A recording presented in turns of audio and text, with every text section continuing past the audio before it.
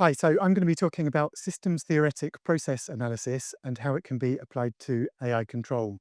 And this is really to address the question of how you can be very confident when you're building a safety assurance case that everything important has been covered. The safety frameworks that AI companies have put out don't explicitly describe that in very much detail in terms of a structured process.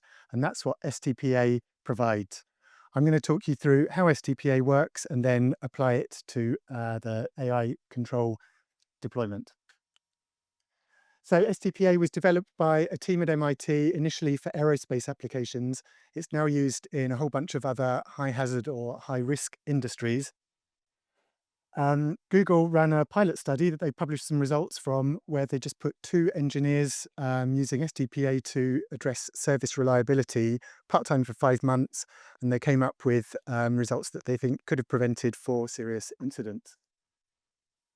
STPA is a systemic approach, so it goes beyond other kinds of risk and hazard analysis methodologies to look at organizational, operational, human factors. I'm aware that we've kind of overloaded the definition of the word control here. STPA is all about control structure models. In the control structure model, you'd have a bunch of controllers, which in this case could be people, teams, computer programs, agents. Each of those controllers applies control actions to controlled processes or to other controllers, and they get feedback back from them. The analysis is all about looking at how those control actions could become unsafe. So, the way that could happen is if there are a specific set of conditions or loss scenarios.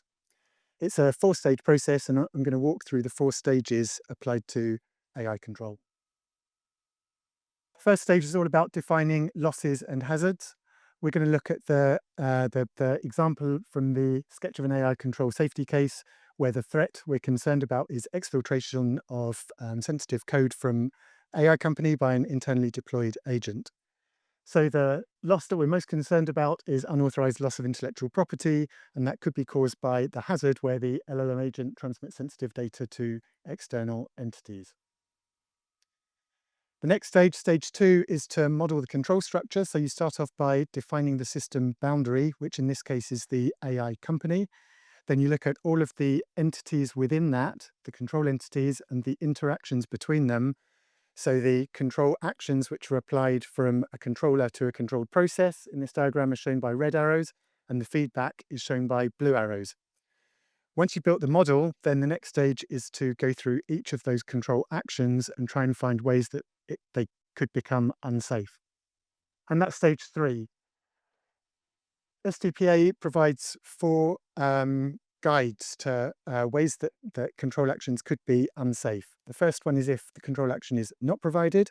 The second one is if it is provided, but it still causes a hazard. So it could be incorrectly specified, for example. The third one is if it's provided in the wrong order or at the wrong time. And the fourth one is for the wrong duration.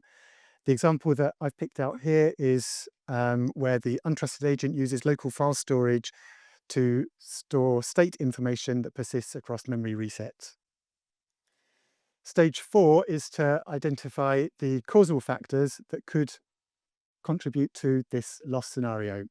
So in this case, we've identified inadequate monitoring, missing constraints, and a flawed process model.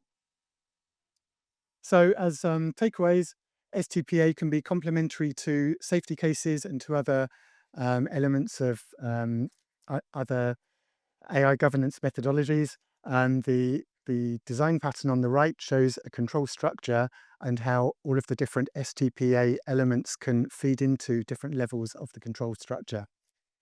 It's a structured process, which means that it lends itself well to automation.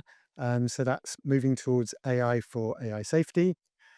Being a systemic tool, it provides a useful way to communicate some of the kind of whole system risks to people that might have a less clear understanding of AI systems. Thank you very much. I'd love to talk about this more. Come find me afterwards.